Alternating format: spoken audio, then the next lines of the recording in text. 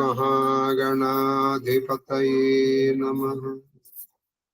श्री विष्णुरूपाय नमः शिवाय। शिवाय गुरवे नमः। ओम नमः चंडिकाय नारायणं नमस्कृत्य नरं चैव नरोत्तमं देवीं सरस्वतीं व्यासं ततो जयमुदीरये। नमस्ते शारदा देवी काश्मीरपुरवासिनी त्वामहं प्रार्थये नित्यं विद्यादानं च देहि। श्रीकृष्ण शरणं मम। श्रीकृष्ण शरणं मम। श्रीकृष्ण शरणं।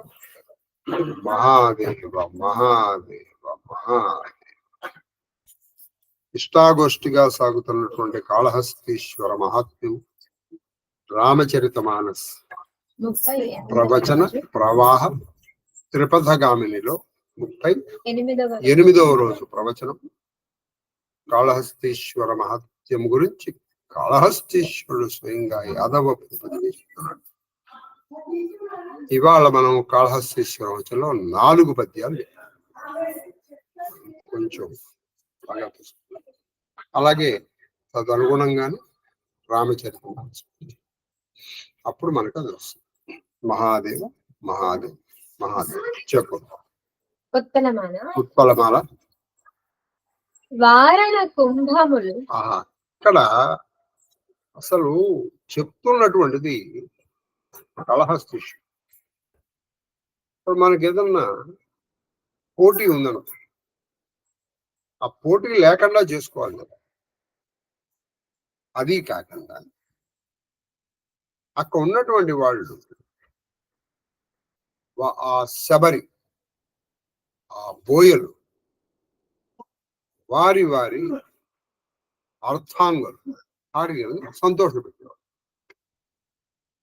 ఎలా సంతోషపెట్టేవాళ్ళు అన్నదానికి ఈ సంతోష పెట్టడంలో కిందటి పద్యంలో మనం వాళ్ళు శస్త్రాభ్యాసం ఎలా చేశారో చెప్పారు. అది అర్థమైన వాళ్ళకి అర్థం కావాలండి. అదంటే మరి ఎందుకంటే సభలో మరి అంత పోసగుచ్చినట్టయితే చెప్పలేం కదా, చెప్పలేదు, చెప్పకూడదు కూడా. కాబట్టి అర్థం స్ఫురించే వరకు చెప్పాలండి. సరే, రెండోది ఇక్కడ వాళ్ళు ఇక్కడ సంతోష పెట్టడం వాళ్ళ ప్రతాపానికి చెందడం కూడా, వాళ్ళ ప్రతాపానికి కూడా చెందడం అదనమాట. ఇది తెలుసో తెలియకో సినిమాలో కూడా చూపించారండి, బాగుంటుంది. వాళ్ళు ఏం చేయాలంటే, మీరు భక్త కన్నప్ప అనే దాంట్లో ఆ శబరుల యొక్క పరాక్రమం ఎలా ఉంటుంది, ఏమని నెలవంక తుంచాల అని. వాళ్ళు ఎంత పరాక్రమం అంటే ఆ పుట్ట తేని ఇట్లా పట్టుకుని ఇట్లా తీసేస్తారు అన్నమాట. ఆ చంద్రుడిని ఇలా పట్టుకుని ఇలా తుంచేస్తారు. వాడు ఆ పాటలో వాళ్ళు ఊరికే రాయలేదండి. ఎందుకనంటే వాళ్ళ ప్రతాపం అటువంటిది అనమాట. మీరు ఎప్పుడన్నా మరి ఆ పాట విన్నారు లేదు నాకు తెలియదు. మీరు పాత పాటలు రాసినటువంటి వాళ్ళకి కొంతవరకు చదివారు, అయితే అలా అనుకుని ఆ సినిమా చాలా వరకు బూతులు తీశారు, అది వేరే విషయం. దానికి ముందర వచ్చింది కూడా అంతే. మనకి ఇది దౌర్భాగ్యపు లక్షణం ఉంది, ముఖ్యంగా తెలుగు వాళ్ళకి. ఒక క్యారెక్టర్ని ఉన్నత స్థితిలో తీసుకెళ్ళడానికి ఇంకొక క్యారెక్టర్ని ఎంతగా కూనీ చేసేస్తాం అంటే అంతగా కూనీ చేసేస్తాం. క్యారెక్టర్ అసోసియేషన్ హననం, అది వ్యక్తిత్వ హననం, చంపడం. ఇప్పుడు ఇక్కడ అలా కాకుండా చాలా చక్కగా వినాలి మీరు, ఇది చక్కగా ఆస్వాదించవచ్చు కూడా. ఇది ఆస్వాదించే మనసు ఉంటే, లేదనుకోండి అంటే ఇందులో గొప్పతనం ఏముందండి అనిపిస్తుంది. అది చెప్పండి. ఇక్కడ కుంభములు అంటే కుంభస్థలములను తెలుసు. ఏనుగుల శిరస్సునందరి మాంసపిండ తెలుసు. వారణ కుంభములు. వారణ కుంభములు, వారణం అంటే ఏనుగు. ఆ ఏనుగు యొక్క కుంభస్థలముల్లోంచి శబర వల్లభులమ్ములు శబర వ్రక్కలించి వల్లభులు శబర వల్లభులు ఆ శబర కాంతల యొక్క వల్లభులు అంటే వాళ్ళ భర్తలు అమ్ముల వ్రక్కలించి రక్కలించి అది ప్రతాపం చూపించారు. పైగా వాళ్ళ ప్రతాపం వాళ్ళ భార్య ఎదురకుండా చూపించారు కదా. శరభ వల్లభుల్ వారణ కుంభములు వ్రక్కలించి అంటే కుంభస్థలాన్ని ఇలా బద్దలు కొట్టి వ్రక్కలు చేసేవాళ్ళు అసలు. అందుకే పద్యాన్ని ఎలా రాశారు ఆయన, ఎందులో రాశారు? ఉత్పలం. ఎందుకని వీళ్ళకి సంతోషం, వాళ్ళకి పరాక్రమం. వ్రక్కలించి ఏం చేసేవాళ్ళ? రక్తారుణ మౌక్తికావళి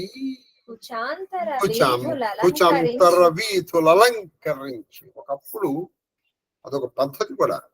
ఏమిటంటే కుంకుమతో వక్షస్థలమును పెట్టుట. మీరు ఎప్పుడన్నా విన్నారు లేదు? మీరు ఇది మనం ఇది ఉంటాం అఖర్వ సర్వమంగళ కళాకదంబ మంజరి అన్న దాంట్లో అఖర్వ సర్వమంగళ కళాకదంబ మంజరి రసప్రవాహ మాధురి విజృంభణమతు. అందులోని మీరు ఎప్పుడన్నా ధరాధరేంద్ర నందిని కుచక్ర చిత్ర పత్రక ప్రకల్పనైక శిల్పిని త్రిలోచనే రతిర్పం. ఆ కుంకుమతో కొన్ని రకరకాల బొమ్మలు వేస్తారు అక్కడ. అది వాళ్ళ లీలలో ఒక భాగం. వీళ్ళు ఎలా వేసేవాళ్ళ? ఆ కుంభస్థలాల్ని బద్దలు కొట్టి ఆ వచ్చినటువంటి కుంకుమతో ఆ వచ్చిన రక్తం అని కుంకంగా పెట్టేవాళ్ళు. ఎక్కడ? వారి భార్యల యొక్క వక్షస్థలముల మీద. అంతేకాదు ఆ కుంభస్థలాల్లో ముత్యాలుంటాయి. ఆ ముత్యాలని ఏరి, నిజంగా సింహం పని, అది తింటుంది. కానీ వీళ్ళు ఏం చేసేవాళ్ళు? అది ఏరి వాటిని మాలగా గుచ్చి వాళ్ళు అలంకరించేవాళ్ళు. అక్కడ ఇది వక్షస్థలములకి ఇంటికి అలంకరించేవాళ్ళు. దండగా మీరు ఇందులో లాజిక్ ఎత్తుకుని ఎలా కడతారండి అని అంటే నేనేం చేయలేదు. ఇవి మీకు తెలియాల్సిందే. కొన్ని తెలియకపోతే నోట్లో వేలేసి కూర్చోండి. అందుకని మనం చేయగలిగింది. తెలియలేదు అనుకోండి, హాయిగా నోట్లో వేలేసుకుని కూర్చోండి.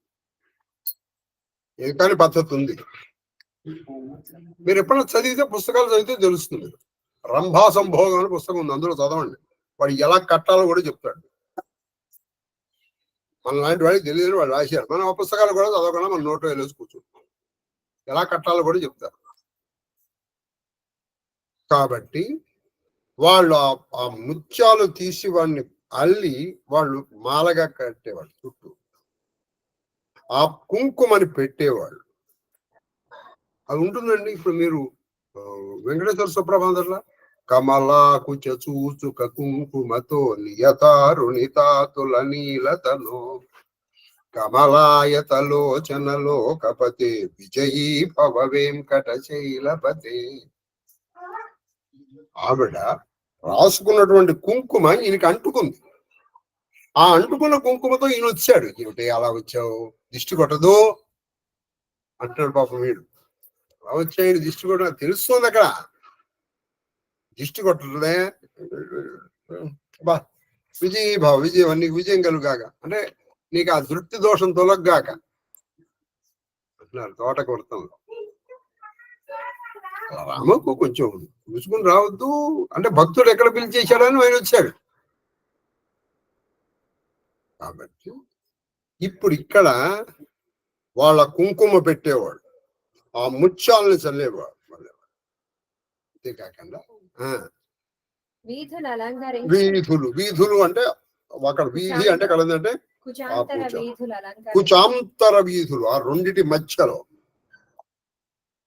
లేదా కుజం చుట్టూ అలంకరించి నీరేరుహ పత్ర ఆ నేత్రలకు నీరేరుహ పత్ర నేత్రలకు ప్రీతి ప్రీతి వనర్తుడు వనర్చి ఆ నీరేరుహ వాళ్ళ భార్యల కళ్ళు ఎలా ఉన్నాయంటే పద్మము వంటి కళ్ళు ఉన్నటువంటి వాళ్ళకి ప్రీతి వనరుతులు. బాగుంది, చాలా సంతోషం. వాళ్ళు సంతోషించేవాళ్ళు.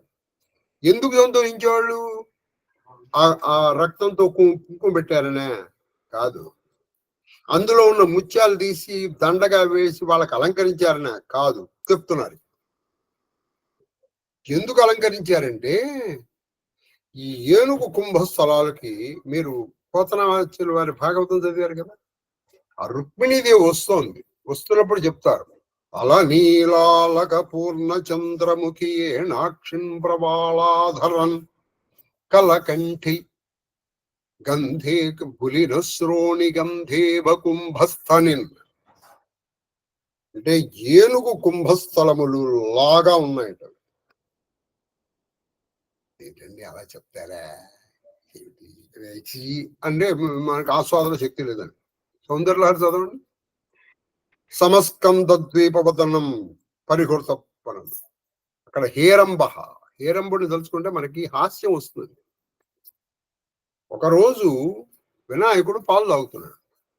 పాలు తాగుతూ ఉండగా పాలు తాగేటువంటి పిల్లలు సామాన్యంగా చూడండి, ఆ చేతులు రెండు ఇలా పట్టుకుని కానీ తాగరు. చేతులు రెండు ఇలా పట్టుకున్నాడు, తల ఇలా అనుకుంటున్నాడు. ఆయన కుంభస్థలంగా తల ఇలా అనుకున్నాడు, ఇలా అనుకున్నాడు. ఈ రెండిట్లో ఏది పెద్దదో ఆయనకు అర్థం కావట్లే పాపం. ఈ రెండిట్లో ఇదే ఇలా అని చదవకుండా ఈ దృశ్యం చూసి పార్వతీ పరమేశ్వరులు నవ్వారు. అది అలా ఎవరికైనా ఉంటుందా అంటే ఖచ్చితంగా నాకు తెలుసు, నేను చెప్తాను. మా ఊళ్ళో ఒక ఆయన ఉండేవాడు.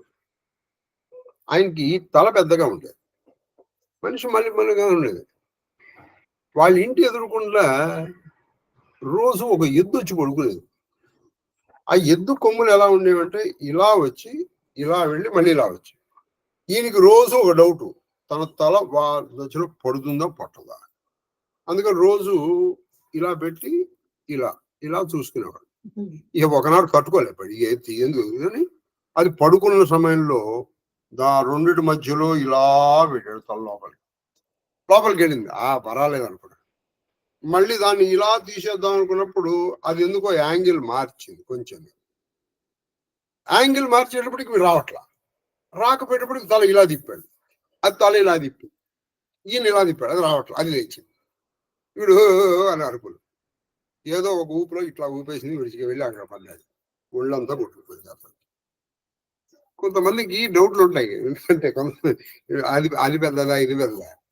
కానీ ఇక్కడ వీళ్ళకి ఏమిటి మాకంటే మీ కుంభస్థలాలు పెద్దవా అన్నట్టుగా ఉండేది. ఇప్పుడు వాళ్ళు చెప్పారట, అది ఒక కుంభస్థలాలు పడిపోయినాయి, మీకు పోటీ లేదు పో అన్నారు. అందుకని వాళ్ళు సంతోషించారు.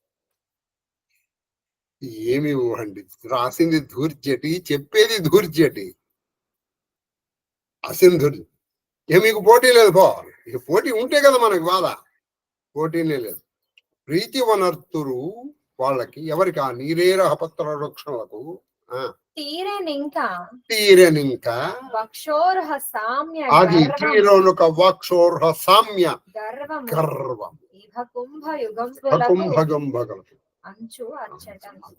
ఇభ కుంభము అంటే ఏనుగు యొక్క కుంభస్థలములకు తీరనిక పోయింది పో, ఇక మీకు పోటీ లేదు. ఎందుకని అటు చీల్చేశారుగా.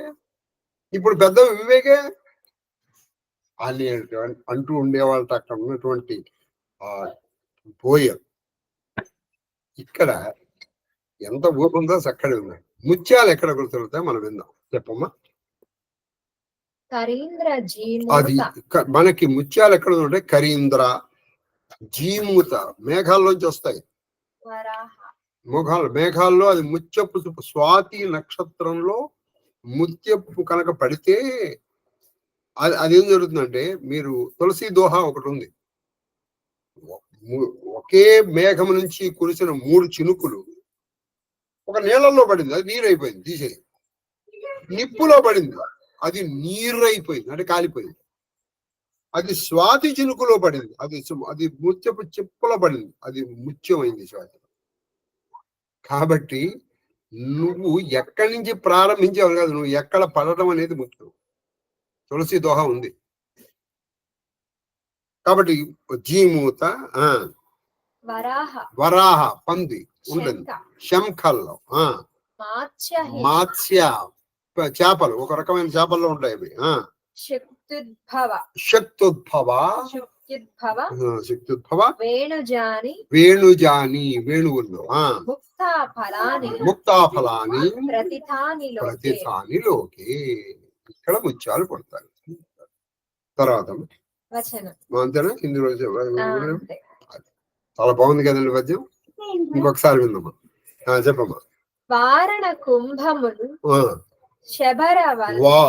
కుంభములు శరభవల్లభముల్ అమ్ముల వ్రక్కలించి రక్తారుణమౌక్తికావళి కుచంతర వీధిలంకరించి నీరేరుహ పత్ర నేత్రలకు ప్రీతి నొనర్తురు తీరెనింక అనమాట. తీరెనింక వక్షోరుహ సామ్య గర్వము ఇభకుంభములకు నంచునచ్చటం. మీతో పోటీ పడతాయా? వక్షోరుహ సామ్య గర్వము తీరిపోయింది, ఇక వీటికి పోటీ లేదు, మీకు సాటి లేదు, మేటి మీరే అని చెప్పేశారు. అప్పుడు వాళ్ళు చాలా సంతోషం. అది సంగతి. ఇక్కడ 3 పనులు వీళ్ళు చేశారు. ఆ 3 పనుల వల్ల వాళ్ళకి సంతోషంగా. తర్వాత దీన్ని మీరు బాగా అర్థం చేసుకుంటే, బ్రక్కలించ్ మదం పోగొట్టుకోవడం, 2 అరుణము ప్రేమ పెంపొందించుకోవటం, అదే భక్తి, ముక్తావళి సాత్వికమైనటువంటి బుద్ధిని తెచ్చుకోవటం, అది ముక్తావళి. అప్పుడు మనకి ప్రీతి కలుగుతుంది, గర్వం పోతుంది. ఇందులో అది కూడా అర్థం ఉంది. అది సంగీతం. ఏరు కుంభస్థలములు నలుపు, ఎరుపు, తెలుపు, సత్వ రజస్తమో గుణములు. మహాదేవ చెప్పము. వచనం వన విధానంబు గజకాననం బంధున్ తొల్లి వశిష్ఠునకు పరమేశ్వరుడు ప్రసన్నుడైన విధంబు చెప్పెద వినుము. ఆయన ఈ దీనిలో ఈ వనమును గజకాననము అని పిలుస్తారు, అంటే ఏనుగుల అరణ్యము అని. ఆ వనంలో వశిష్ఠుడు తపస్సు చేశాడు. ఆ వశిష్ఠుడికి పరమేశ్వరుడు ప్రత్యక్షమయ్యాడు. అదేంటంటే ఆయన వశిష్ఠుడు ఇక్కడ ఎందుకు తపస్సు చేశాడు, అసలు ఆయన ఎందుకు తపస్సు చేశాడు అని అడుగుతామో చెప్తాను. వశిష్ఠుడు అంటే ఎవరంటే అండి, మీరు మరి శాంతి పర్వంలో చెప్పాను మీకు, మన పేరు మనం చెప్పుకోకూడదు, అది తప్పది. అథవా చెప్పుకోవాల్సి వస్తే అంటారు అనాలి. అయ్యా నీ పేరు ఏంటంటే, నాన్న అండి, నువ్వు బ్రహ్మరంధ్రం అంటారండి అనాలి. మీకు ఆ యాతుధానుడు కథ చెప్పాను, సప్తర్షులు అన్నా. వశిష్ఠ గురించి ఏం చెప్పారంటే చెప్పమ్మా.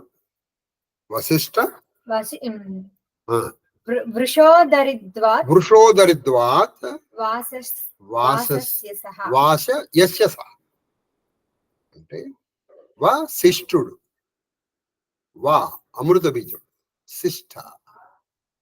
శిష్టమైనటువంటి ఆచారం, ఆయన వశిష్ఠుడు. కాబట్టి ఈ వశిష్ఠుడు చాలా అసలు మనము సప్తర్షుల్లో ప్రథముడు. అందుకే అరుంధతి వశిష్ఠాభ్యాం నమః అనుకుంటాం ఇవాళకి వరకు. ఆయన తలుచుకుంటే మిగతా సప్తర్షులు అందరూ తలుచుకున్నట్టే. ఆ వశిష్ఠుడికి నేను పరమేశ్వరుడు ప్రత్యక్షమయ్యాడు. ఆ విధానం చెప్తాను వినండి. తర్వాత ఇప్పుడు ఇంకో ఘటనలో క్రితం వశిష్ఠుడికి పరమేశ్వరుడు ప్రసన్నం ఇలా అయ్యాడు. ఇక్కడ వశిష్ఠుడి తపస్సు వర్ణిస్తారండి, పరమేశ్వరుడు వర్ణిస్తున్నాడు. అంటే ఆ వశిష్ఠుడి తపస్సు ఆయనకి అంతగా నచ్చింది. అది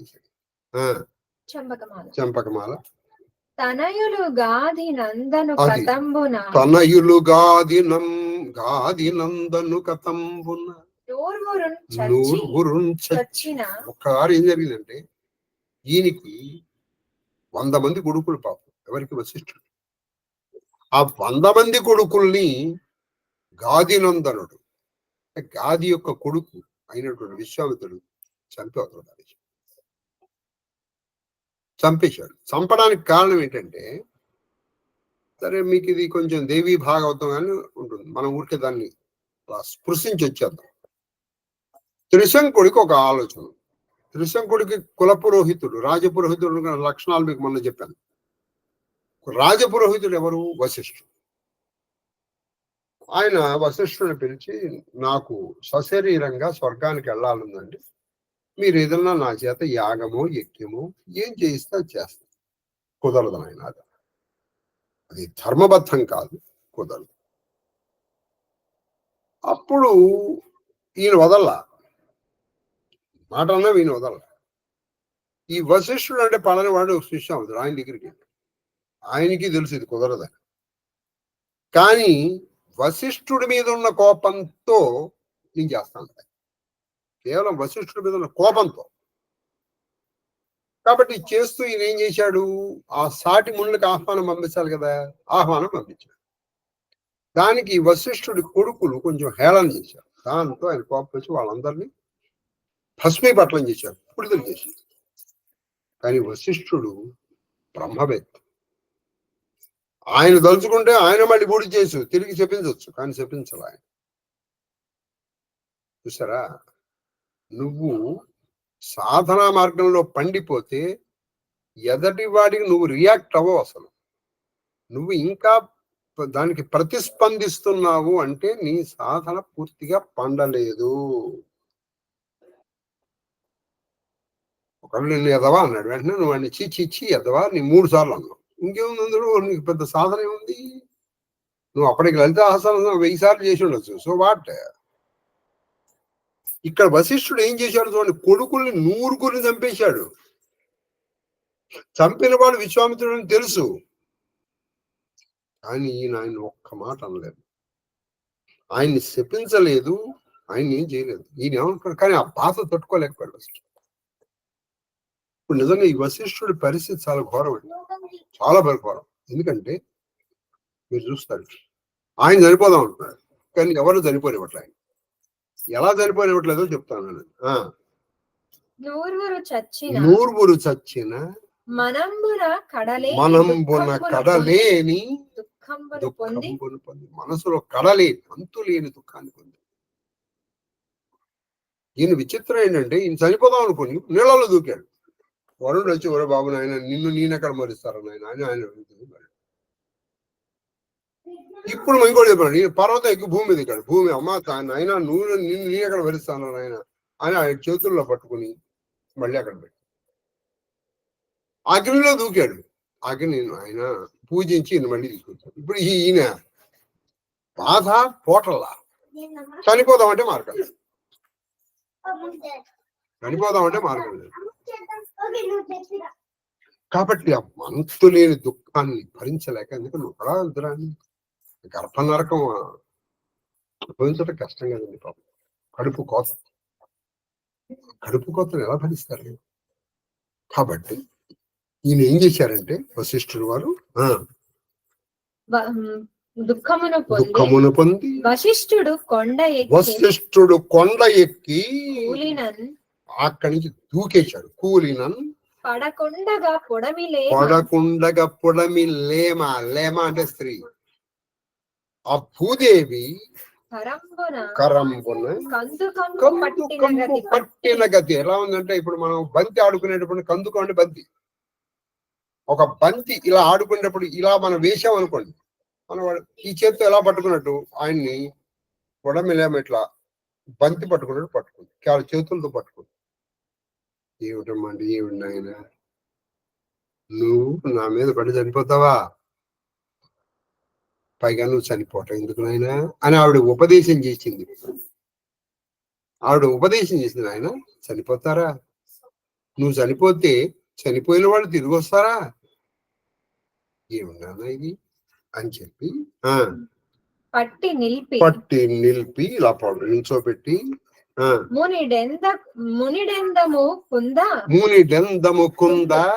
ఎడలింపన్ మునిడెందము కుందము ఎడలింపు ఆ ముని యొక్క డెందము అంటే హృదయంలో ఉన్న కుందు, ఆ దుఃఖాన్ని పోగొట్టడం కోసం ఇట్లు అలా అంటారు. ఇట్లు పలికి ఇట్లాను ఆ ముని యొక్క బాధను పోగొట్టడానికి ఏముంది ఆవిడ విందాం. ఇందులో ఉన్న విశేషం ఏంటంటే ఏమన్నా లేవుగా. నెక్స్ట్ అమ్మా ఆ 4వ భజన ఇది, 4వది వాళ్ళ దాకా. ఎందుకంటే అప్పటికి మనకి నిన్న 2టికి ఇది అవుతున్నాను. శార్దూల భజం. ఓహో పిచ్చివాడ. ఇప్పుడు మన చిన్నపిల్లాడిని అరే నాన్న పిచ్చినైనా అన్నట్టుగా ఓ వెర్రి సుతులందరూ తెగిన అయ్యో, నీ సుతులందరూ చనిపోతే అయ్యో ఎంత పిచ్చి పని చేస్తున్నారు. దుఃఖివై ఈ గతి చావును పుట్టును తీరుని దుఃఖివై దుఃఖపడి ఈ విధంగా చావును పుట్టును తీరుని ఇలా చేస్తే చావు పుట్టుకల నుంచి నువ్వు తప్పించుకోగలుగుతావా? ఇప్పుడు ఆత్మహత్య ఇది తప్పు, మళ్ళీ దీని కొంత నువ్వు అనుభవించాలి. సరే మళ్ళీ కొనగలుగుతావు. ఈ చేసినటువంటి పాప పుణ్యాల ఫలితంగా మళ్ళీ నీకు ఇంకో శరీరము అంటే మళ్ళీ పుట్టుక, మళ్ళీ చావు, మళ్ళీ పుట్టు. ఇది పోతుంది.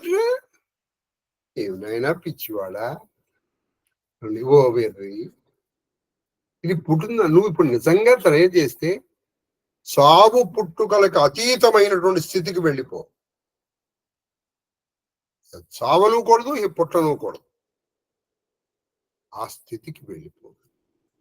ఒక్కొక్కసారి అండి మనకి విషాదంలోంచే ఒక మంచి తన్మయత్వం కానీ, ఆధ్యాత్మికత కానీ, సాహిత్యం కానీ, సంగీతం కానీ ఏదైనా పుడుతుంది. మీరు ఒక్కోసారి ప్రతిసారి ఒక కష్టం మీకు కష్టం అనుకోకండి, ఎంతో ఉన్నత స్థితికి తీసుకెళ్ళిపోతుంది. ఆ కష్టం అనేది రాకుండా ఉంటే వీడంత ఉన్నత స్థితికి వెళ్ళలేడు. కష్టం వచ్చింది కాబట్టి వీడు దాన్ని ఏం చేస్తాడంటే పరిశోధన చేస్తాడు. అందుకే కుంతీదేవి చెప్పింది, ఏమయ్యా ఇన్నాళ్ళు హాయిగా మా వాళ్ళు వనవాసం అరణ్యవాసం ఉన్నప్పుడు రోజు నేను తలుచుకునేవాడు, మా వాళ్ళు రక్షించు ఏదో వద్దాం. ఇప్పుడేముంది, హాయిగా సామ్రాజ్యం వచ్చేసింది. నేను తలుచుకుంటానో లేదో, నాకు ఈ సుఖం కంటే నాకు నిన్ను తలుచుకునే కష్టమే నాకు కావాలని కుంతీదేవి భాగవతంలో మీరు విన్నారుగా. నీ స్మృతి లేని సుఖం కంటే నీ స్మృతి ఉన్నటువంటి కష్టమే నాకు కావాలి అంటుంది కుంతీదేవి శ్రీకృష్ణుడు కదా. అది సరి. అది మనమున సంసారమున్ రోసిన, నీ మనసులో ఈ సంసారం సమ్యక్ సారం రోసిన, నీకు నిజంగా దీని మీద అంత అసఖ్యం, అంత వెగటు పుడితే ఓ పని చేయొచ్చుగా, ఈ చావు పుట్టుకలు లేని స్థితికి వెళ్ళొచ్చుగా. దానికి ప్రయత్నం చేయాలి కానీ పిచ్చివాడ. దేవోత్తంసుని, దేవతల్లో ఉత్తముడు ఎవరయ్యా? శివుడు. అదేమిటండి దేవతల్లో ఉత్తముడు అంటే? మీరు గాయత్రి నా గాయత్రి పరం మంత్రం, అందులో చెప్పింది శివుడే, భర్గో. అదీ కాక కరచరణములతో ఉన్నటువంటి దేవారాధన కంటే, దేవతార్చన కంటే అరూప రూపి అయినటువంటి లింగార్చన శ్రేష్టమని చెప్పు. అలా అని మనం ఇంకోళ్ళు ఎవరిని తక్కువ చేయట్లేదు, చేస్తే అంతకంటే పాపం ఇంకోటి లేదు. మనం భారతంలో కూడా లింగార్చనకి శివారాధనకి ఉన్న తేడా మనం గమనించాం. అశ్వత్థామ విషయంలో అశ్వత్థామ సాక్షాత్ వ్యాసుని అడిగాడు, ఏమిటండి మరి అంటే, నాయనా నువ్వు శివుడిని అర్చించావు కానీ వాడు లింగాన్ని అర్చించావు అని చెప్తారు. కాబట్టి ఇక్కడ దేవోంతంసుడైన పార్వతీ రమణు భక్తిని కొల్లు చెప్పేసి, ఆ పార్వతీ రమణుని, ఆ పార్వతీ మనోహరుడు ఆయన్ని భక్తితో కొల్లు. ఆయన కలిచాడు అనుకో, నీకు ఈ చావు పుట్టుకలు ఉండవు. సంసారం మీద మోహం పోతుంది. ఎప్పుడైతే మోహం పోయిందో నీకు అసలు బాధే లేదు. ఒకటి వచ్చిందన్న సుఖం లేదు, ఇంకోటి పోయిందన్న బాధ లేదు. చేకూరున్ జీవన్ముక్తి అట్లా నీకు జీవన్ముక్తి వస్తుంది. ముక్తి అంటే ఏంటంటే చచ్చిపోయిన తర్వాత వచ్చేటువంటి మోక్షం కాదు. నువ్వు బతికుండంగానే జీవన్ముక్తుడివి కావచ్చు. ఎలా అవుతావు నువ్వు జీవన్ముక్తుడివి? నేను మీకు అనేక సార్లు చెప్పినట్టే, ఒక నటుడు ఉన్నాడు. నేను నటుణ్ణి అన్న స్పృహ తనకు ఉన్నంత వరకు వాడు జీవన్ముక్తుడే. నటుడుగా అతను రాజు కావచ్చు, పేద కావచ్చు, విలన్ కావచ్చు, హీరో కావచ్చు. ఇది నేను కాదు, కానీ వాడు అలాగే నటిస్తున్నాడు. రాజులాగా ఎవరక్కడ అని అంతే టీవీతో వాళ్ళు వస్తున్నారు, ఆజ్ఞాపిస్తారు. అతనికి తెలుసు కొన్ని నిమిషాల తర్వాత, కొన్ని గంటల తర్వాత ఈ వేషం పోతుంది, ఇది నేను కాదు అని. నువ్వు కూడా ఆ స్థితిలో ఉన్నావనుకో, ఈ పేరు గాని, ఈ శరీరము గాని, ఈ శరీరంతో వచ్చిన సంబంధ బాంధవ్యాలేవి కాదు, ఇది నేను నటుణ్ణి, నేను నటిని లేదా నటుణ్ణి. నటించడానికి వచ్చి నటించినంత వరకు నువ్వు జీవించు. అలాగే ఎలా జీవించాలంటే చక్కగా నీ పాత్రకి నువ్వు న్యాయం చేయాలి. అప్పుడు నువ్వు నిమగ్నత ఉండదు. హీరో ఉన్నాడు, వాడి తల్లి చచ్చిపోతుంది, వాడు ఎంత ఏడుస్తాడు చెప్పండి? ఎంత ఏడుస్తా అంటే నువ్వు ఏడిచేంతగా వాడు ఏడుస్తాడు. కొన్ని క్షణాలలో అయిపోయింది, సీన్ కట్ అనగానే పండి అవుతుంటాడు. మీ అమ్మ చచ్చిపోయాడు, మా అమ్మ చచ్చిపోయాడు. ఇంకా ఈవిడ మా అమ్మ కాదు అన్న విషయం వాడికి తెలుసు. మనం ఏం జరిగిందంటే ఈ జీవన్ముక్తికి మామూలుకి మనం ఏం జరిగిందంటే ఇదే నేను అని అనుకుంటున్నాం. ఇదే నేను అనుకున్నాను, నువ్వు బాగా తప్పాల్సింది కాదు. నీది కానిది నువ్వు అనుకుంటున్నావు కాదు, అది నీకు ఎలాగో మిగలదన్న విషయం మనకి తెలుసు. మనకి అనేక మందిని మనం చూస్తాం, అది మిగలదు. నువ్వు మిగలదు, నీ పేరు మిగలదు, ఏది మిగలదు. అందుకే శ్రీకృష్ణుడు వీడు భగవద్గీతలో ఓహో చెప్పేశాడు. ఈయన మొత్తం అర్జున విషాద యోగం ఇప్పుడు ఆయన ఏం మాట్లాడలేదు.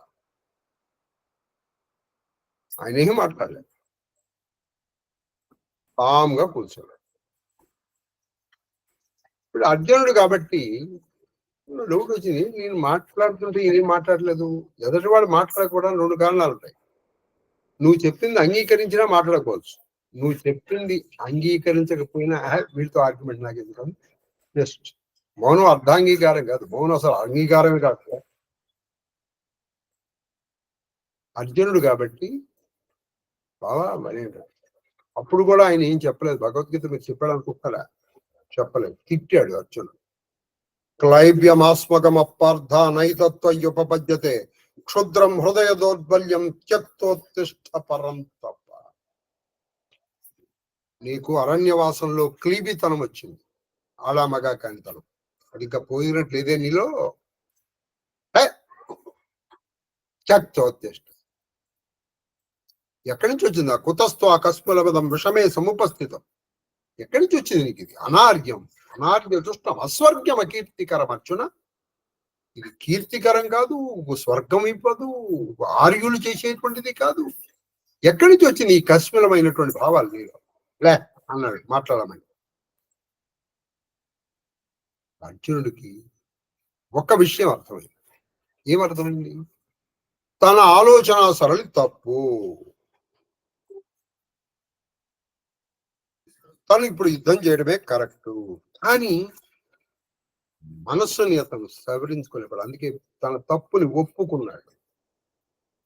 అసలు తప్పు చెయ్యని కన్నా తప్పు చేసి తప్పు ఒప్పుకున్నవాడే చాలా గొప్ప. కార్పణ్య దోషోపహతం. కార్పణ్యం అనేటువంటి దోషము చేత కొట్టబడిన శ్రీకృష్ణాన్ని నన్ను నీ శిష్యుడిగా స్వీకరించినన్ను చెప్పాలి. అప్పుడు చెప్పాలి మంత్రాలు, అప్పుడు ఆ మంత్రానికి విలువ ఉంటుంది. వీడు దొరికాడు కదా మనం మంత్రం చేసాం అనుకోండి, వాడు ఏదో 2 రోజులు చేసి నాకు చేయబుద్ధి కావట్లేదండి. మీకు ఒక ప్రశ్న అడుగుతాను, ఎవరైనా సమాధానం ఇప్పుడైనా, ఇప్పుడు వద్దులే, స్పందనలో చెప్పగలిగితే చెప్పాలి. మీకు టైం కూడా ఉంది. శ్రీకృష్ణుడు అర్జునుడికి భగవద్గీత ఎన్ని మార్లు ఉపదేశించను? Let me repeat this question once again. How many times Sri Krishna inculcated Bhagavad Gita to Arjuna? మీ క్వశ్చన్ కొంచెం రెడిక్యులస్ గా కనిపించవచ్చు. కాబట్టి ఆయన భగవద్గీత ఉపదేశిస్తున్న మొట్టమొదటి అన్నమాట ఏంటో తెలుసా? మొట్టమొదటి అన్నమాట ఆఖరికి కూడా అదే అన్నాడు ఆయన. అశోచ్వా ఏడవకరా అశోచ్వానన్వశోచస్తం ప్రజ్ఞావాదాంశ భాషసే. నువ్వు దేనికోసం ఏడవకూడదు, దానికోసం ఏడుస్తున్నావు. తొల గొప్ప తెలుగులో మొదలు తిడుతూ ప్రారంభించాడు. ఆఖరికి కూడా భగవద్గీత ఆఖరి మాట మా శుచ ఏడవకరా. కాబట్టి మనం ఏడుపు ఆపేస్తే దేని గురించి ఏడుపు ఆపేయాలి? దీని గురించి, దన్నక కన్నక వస్తు వాహనాల గురించి, దీని గురించి, దాని గురించి ఏడుపులరా బాబు. నువ్వు ఏడుపు ఆపే. ఫస్ట్ ఏడుపు ఆపేసి ఆయన్ని శరణు వేడు. సర్వధర్మ అంటారు. ఆయన చూసుకుంటా అంటున్నాడు. కానీ మనం ఏడుపు ఆపంగా, ఏడితే కానీ ఏడుపు ఆపితే కానీ అంత ఆయన గురించి ఏడవాలి. మనం ఆయన గురించి ఏడవ, దీని గురించి ఏడుస్తాం. కాబట్టి ఇక్కడ జీవన్ముక్తుడు అంటే అర్థం ఏంటంటే, నువ్వు ఉండంగానే నేను ఇది కాదు, కర్తవ్యం. నేను ఒక నటిగా వచ్చాను. ఈ నటిగా నేను నా అది ఎలా చేయాలి? జీవించాలి అందులో. కానీ ఎప్పటికప్పుడు నేను ఇది కాదు, నాహం దేహ నాహం జీవ ప్రత్యద్ బ్రహ్మైవాహం అహం బ్రహ్మాస్మి అని ఎప్పటికప్పుడు ఉండాలి.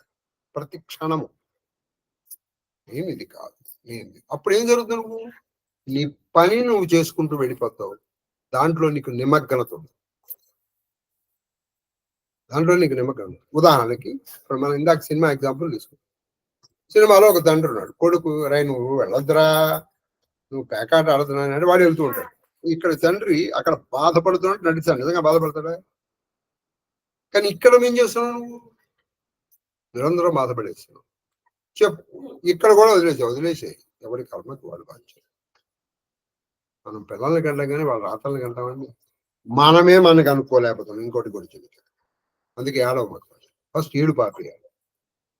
భగవంతుడు దొరకాలంటే ముందర మనం చేయాలని ఏడు పాపేయాలి. దేని గురించి ఏడు పాపేయాలి?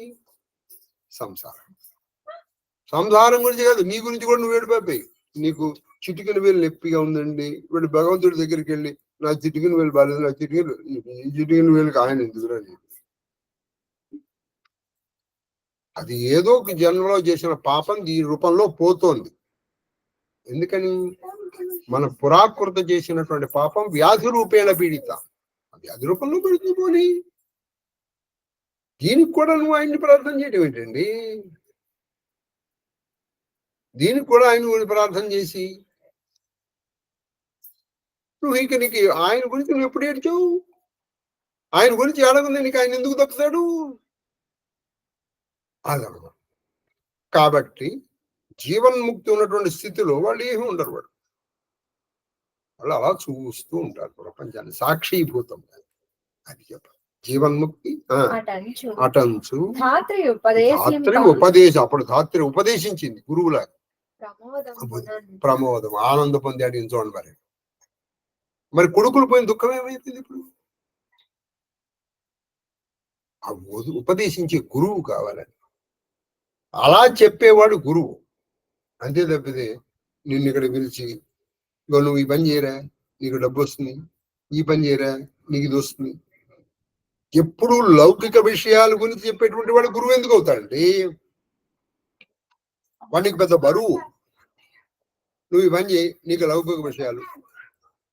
లౌకిక విషయాలే కాదండి, పారలౌకికము గురించే చెప్పేటువంటి వాడే అసలైన గురువు. పారలౌకికం గురించి చెప్పకుండా నీకు ఎప్పటికప్పుడు లౌకికం, ఈ పని ఈ మంత్రం చేసుకొని నువ్వు ఇల్లు కట్టుకోగలుగుతావు, ఈ మంత్రం చేసుకొని నీకు ఆరోగ్యం వస్తుంది, ఈ మంత్రం చేసుకొని నీకు ఇది వస్తుంది. ఆ ఆరోగ్యం ఎన్నాళ్ళు వస్తుంది? ఆ చంద్ర తారార్కం అయితే ఉండిపోగా ఇక్కడ నువ్వు. ఇలా ఇందులో చెప్పమ్మా. సంసారం మిథ్యా జ్ఞానజన్య మిథ్యా జ్ఞానజన్య సంస్కార రూప వాసనాయ స్వాదృష్టోపరి నిబద్ధ దేహ పరిగ్రహే చ. అంటే ఇది మిథ్యా జ్ఞానం. నువ్వు కానిది నువ్వు అనుకుంటు. మీకు ఇంత పూర్వం చాలాసార్లు చెప్పాను, సంసారం నుంచి పోగొట్టుకోవడానికి ముందర ఎలిమినేషన్ ప్రాసెస్ లో వెళ్ళాలి. నాహం దేహ, నాహం జీవ. నువ్వు ఎవరిమో తెలుసు. ఇది నేను అన్నావు అనుకో, నేను నాది ఎప్పుడు డిఫరెంట్. ఇది ఒక్కటే సింపుల్ థింగ్. నాది ఎప్పుడు నేను కాదు. నేనుకి నాదికి, నాది అంటే ఏమిటి? నాకు సంబంధించింది. నాకు సంబంధించింది నేను ఎలా అవుతాను? ఇప్పుడు ఉదాహరణకి ఈ సెల్ నాది అన్నాను. ఇప్పుడు నేను సెల్లా కాదు. అంటే నాది అన్నా అంటే నువ్వు దాని మీదకి ఓనర్ విను. You are the owner of that particular thing, which ever you call it. అలాగే ఈ శరీరం అనేది నాది అంటే నేను కాదు. ఈ శరీరానికి నువ్వు ఓనర్వి. You own it for some time, not permanent. ఇలా నువ్వు ప్రతిదీ తీసుకుని వెళ్ళిపో. ఎక్కడ ఏది మిగులుతుందో అదే నేను. ఎవరు చెప్పినా అదే చెప్తారు. రమణ మహర్షులు చెప్పినది నేను గురించి తెలుసుకోవాలి. అలా తెలుసుకుంటే అప్పుడు ఇది నేను కాదు అన్న విషయం లేదు. ఉన్నావు అనుకో. మీకు ఒక చిన్న విషయం చెప్తాను. మీకు అంత పూర్వం నేను చెప్పానో లేదో నాకు తెలియదు, కానీ మీకు ఒక సినిమా వచ్చింది, చివరకు మిగిలేది. మీరు చూసారో లేదో నాకు ఆ సినిమా తెలియదు. అందులో సావిత్రి నటు. ఆఖరి సీన్ లో అప్పటికి అసలు ఆ సినిమా అంతా ఏంటంటే it is a personification of tragedy. మొత్తం అసలు దుఃఖాన్ని మొదటి సీన్ నుంచి ఆఖరి సీన్ వరకు ఏడుస్తూ ఉంటుంది. ఆఖరి సీన్ లో, క్లైమాక్స్ సీన్ లో ఆవిడ ఏడవాలి. ఆవిడ నిజంగా ఏడవడం ప్రారంభించారు. అది చాలా న్యాచురల్ గా ఉంది. చక్కగా అందరూ బ్యూటిఫుల్ తప్పట్లు కొట్టేశారు. ఇప్పుడు కట్టు అన్న తర్వాత కూడా ఆవిడ ఏడుస్తుంది. డైరెక్టర్ తిట్టాడు ఆవిడ. అంత బాగా యాక్ట్ చేసిన సినిమాకి she was called in name. She was literally called in name. ఎందుకని? నువ్వు ఏడమైది అని. కాబట్టి ఇప్పుడు కూడా నువ్వు తెలిస్తే అక్కడ పైన ఉన్నటువంటి డైరెక్టర్ తిడతాడు, ఏమిట్రా నేను నీకు ఎందుకు పంపించాను? ఇక్కడ కొంతవరకు ఎంతవరకు బాధపడాలో అంతవరకు బాధపడాలి. నువ్వు తర్వాత తెలియదు ఆయన వెళ్తాడు. అందుకు మీకు నీ ఎగ్జాంపుల్. కాబట్టి ఇక్కడ జీవన్ముక్తి గురించి కూడా ఏం చెప్తారు? ఆత్మజ్ఞానముతో జీవించి ఉంచు ఉండగానే అంటే నువ్వు భక్తి ఉండగానే ఇది నేను కాదు తెలుసుకోవచ్చు. అది పెద్ద కష్టం కదా. ఇట్ ఈస్ డిఫికల్ట్, లేకపోతే it is highly difficult, but it is not impossible. ఇక్కడ అలా ఉన్న వాళ్ళు ఇప్పటికీ ఉన్నారండి. ఇప్పుడు ఉదాహరణకి భగవాన్ రమణ మహర్షులు తీసుకోండి. ఆయన ఎదుర్కొండా ఆయన వాళ్ళమ్మ చనిపోతుంది. ఆయన ఊరికి చెయ్యి పెట్టాడు, అంతే చెయ్యి. ఆయన ఎప్పుడు నిమగ్నం ఉండలేదు. మీకు అందుకే చెప్పాను, మీ సాధన గురించి మీరే టెస్ట్ చేసుకోవచ్చు. మిమ్మల్ని కదిలించే ఒక సంఘటన జరిగింది. ఎంత త్వరగా మీరు మళ్ళీ మీ స్వస్థితికి వస్తారో అంతగా మీరు సాధనలో ఎదిగి ఉన్నారు. మీకు 4 రోజులు పడుతుంది తీసే. మీరు ఒక 100 కిలోమీటర్ల దూరంలో ఉన్నారు. వారం రోజులు పడుతుంది ఒక 10 కిలోమీటర్ల దూరంలో. ఒక రోజు పడుతుంది ఒక 5 కిలోమీటర్ల దూరంలో. ఒక గంట పడుతుంది ఒక 2 కిలోమీటర్ల దూరంలో. ఒక నిమిషం పడుతుంది 1/2 కిలోమీటర్ దూరంలో ఉన్నారు. అసలు తెలిసి అలాగా తీసేయండి, మీరు దగ్గరికి వచ్చారు. ఇంకొన్ని అడుగుల్లో ఉన్నారు. అది ఏదైనా సరే, good bad ugly. Good bad ugly అంటే you can practise it. Practice జరిగింది. అనే మన జీవితం అంటే ఏంటి చెప్పండి? జీవితం అంటే ఏం లేదు, సంఘటనల యొక్క మూట. ఒక తర్వాత ఒకటి, ఒక తర్వాత ఒకటి ప్రతిరోజు జరుగుతూనే ఉంటుంది కదండి. అయితే గుడ్, బ్యాడ్, అగ్లీ, న్యూట్రల్, ఏదో ఒకటి జరగాల్సిందిగా. కొంతమంది చూస్తున్నాను ఇప్పటికి కరెంటు పోయినా వాళ్ళు చాలా అసలు తట్టుకోలేకపోతారు. చెప్పండి. జీవన్ ముక్త జీవన్ ముక్త జీవన్నేవ ముక్త జీవన్నేవ ముక్త ఆత్మజ్ఞాన ఆత్మజ్ఞానేన ఆత్మజ్ఞానేన మాయాబంధరహిత మాయాబంధరహిత. మాయాబంధము లేకుండా ఉండంగానే ముక్తులు. మీకు ఒక పుస్తకం చెప్తాను, జీవ బ్రహ్మైక సారయోగం అని ఉంది పుస్తకం, చదవండి ఎప్పుడైనా, చాలా బాగుంది. అది సంగతి. అలా ఉపదేశించింది ఆ తల్లి ఎవరు? భూదేవి. ఉపదేశిస్తే ఈయన చాలా సంతోషించారు. ఎవరు? వశిష్ఠుల వారు. సంతోషించిన వశిష్ఠుల వారు ఏం చేశారో తర్వాత చదువు. మహాదేవ్ చదువు. चौपाई चौपाई कछुक दिवस बीते एहि भांति कछुक दिवस बीते एहि भांति जात न जानई दिन अरुराति नामकरण कर अवसर जानी भूप बोली पटये मुनि ज्ञानी करी पूजा भूपति असुभाषा दरेव नाम जो मुनि गुनि राका इनके नाम अनेक अनूपा इनके नाम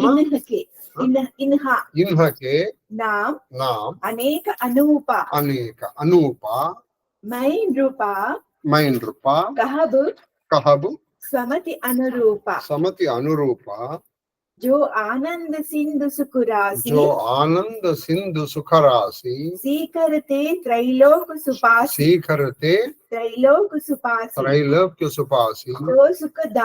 सो सुखदामा राम असनामा अखिल लोकदायक विश्राम विश्व भरण पोषण कर जोई ताकर नाम भरता अस होई जाके सुमिरन ते रिपुनासा नाम शत्रुघ्न वेद प्रकाश శత్రుహన్ అంటే మనకు మామూలుగా శత్రుఘ్న అంటాం, శత్రుహన్ అంటే శత్రువులు చంపేటువంటి. ఇట్లు కొంతకాలం గడిచిన పోవచ్చున్నట్లు అనిపింపనే లేదు. అంటే అసలు రాత్రి పగలు తేడా తెలియకుండా వాళ్ళు ఆ రామానందంలో ఉండిపోయారు. రామానందం, రాముని యొక్క ఆనందం, రాముడి వల్ల ఆనందం, రామునితో ఆనందం, రామ యొక్క ఆనందం అని మీరు ఎలాగైనా చెప్పచ్చు.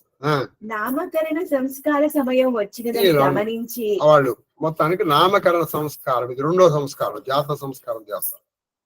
తర్వాత జాతకర్మ చేయించిన తర్వాత నామకరణం చేయిస్తారు.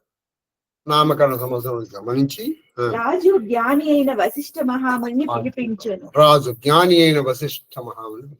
ఎందుకని ఇప్పుడేగా భూదేవి ఆయనకు కాబట్టి ఇప్పుడు ఆయన జ్ఞాని అయిపోయారు.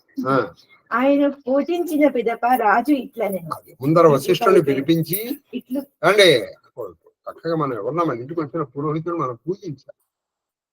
నేను కొంతమందిని చూస్తుంటాను, పురోహితుడిని మన ఇంటికి వచ్చిన పని మనిషిలాగా చూస్తుంటాం మనం. ఏంటంటే ఆలస్యంగా వచ్చారు, మరి నువ్వు ఆలస్యంగా చేసిన రోజు నువ్వు ఆలస్యం చేయలేదా? ఏదో పావుగంట ఆయన లేటుగా వచ్చాడేమో, పావుగంట అయితే అరగంట. ఆయన చేత పూజ పొంది ఆయన ఆశీర్వచనం పొందవలసిన నువ్వు ఆయన మీద చీత్కారములు ధిక్కారములు చేస్తే నీకు ఆయన ఆశీర్వచనం ఎలా లభిస్తుంది చెప్పండి? కాబట్టి ముందర నువ్వు ఆయన ఎదుర్కొన్న వినయంగా ఉండాలి. నీకు అంతగా నచ్చలే, నెక్స్ట్ టైం ఆయన పిలవమాట. అది సరే. మునీశ్వర నామకరణ సంస్కారములు జరుపుడు. అది అయ్యా, మీరు నా నలుగురు కొడుకులకి మీరు నామ సంస్కారం అని చెప్పండి అన్నారు. మీరు నిర్ణయించిన పేర్లను పెట్టుడు. అది పేరు ఎవరు పెట్టాలో తెలుసా? ఇంట్లో పెద్ద ఆయన పెట్టాలి. మనకి నచ్చిన పేరు మనం పెట్టకూడదు. ఎవరి పేరు పెట్టడం వల్ల ఆ పేరు పిలవడం వల్ల మనము తర్వాత వాళ్ళు వృత్తిలోకి వస్తారు, లేదా సంస్కరింపబడతారు, లేదా వాళ్ళకి క్షేమం కలుగుతూ ఆ పేరు పెట్టాలి. నీకు నచ్చిన పేరు ఎట్లా పెడతావు నువ్వు? అది సంగతి. కాబట్టి ఇక్కడ రాజు తనకి నచ్చిన పేరు కూడా పెట్టలే. మీరు పెట్టండి పేరు, మీరు పెట్టిన పేరు నేను పెడతాను. అదే లేక పెట్టండి, నేను పిడికేదో నేను పెట్టుకుంటాను. చాలా కొంతమంది పేర్లు వింటున్నాను నేను, ఆ పేర్లు మరి నాకు ఎక్కడా తెలియదు. మొన్న ఎప్పుడో ఎవరో నాకు తెలియదు కానీ వెరీ రీసెంట్ నాకు తెలిసి వాళ్ళు తర్వాత వాళ్ళు చెప్పారు, ఏంటన్నా ఆయన మీ అమ్మాయికి పేరేం పెట్టేవరా అన్నారు. నైరాన్. నైరా ఏమిట్రా అన్న. నైరా అంటే సరస్వతీదేవి అంటాడు.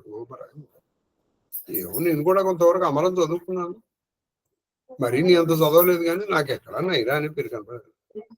మరి ఇది ఎక్కడ తీసుకొస్తున్నారో ఈ పేర్లు. మనకందరికి ఇప్పుడు శివాయ గురువే నమః అనకూడదండి, మనకు కొన్నాళ్ళు అయింది రాదు. శివాయ గురువే నమః అనేది ఇప్పుడు పాత పద్ధతి. నాలాంటి ఛాందస్సులు పండిస్తున్నారు, మీలాంటి ఆధునికవేత్తలు, తర్వాత అభ్యుదయవాదులు మీరందరూ ఏం చేయాలంటే గూగులే గురవే నమః అన్నారు. గూగులే గురువే నమః అన్నారు. మనకి గూగులే గురువు, అది గూగులే గురవా నమః అని మనం ప్రారంభించాలి. మీరు నెక్స్ట్ జనరేషన్ ప్రవచనకర్తలు ఎవరైనా నేను తర్వాత చాలా చోట్ల కొన్ని పేర్లు నేను చూస్తే అది ఎక్కడా విన్నట్టు ఉండేది కదా. అది వశిష్ఠ మహర్షి పలికెను.